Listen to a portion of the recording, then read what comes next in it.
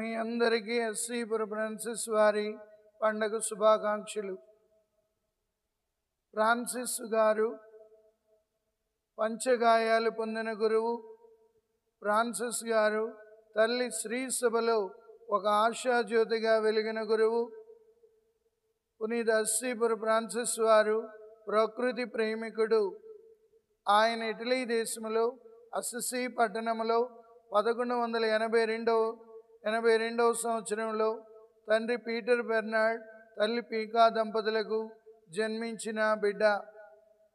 ఈయన్ని తల్లి జాను అని పిలుచుకునేది, కానీ తండ్రి ఫ్రాన్సిస్ అనే నామకరణాన్ని చేసి ఉన్నారు. చిన్ననాటి నుండి మొదటగా విలాసవంతమైన జీవితానికి అలవాటు పడిన బిడ్డగా ఉన్నాడు. యవ్వన ప్రాయంలో ఉంటూ విలాసమైన జీవితాన్ని జీవించేవాడు.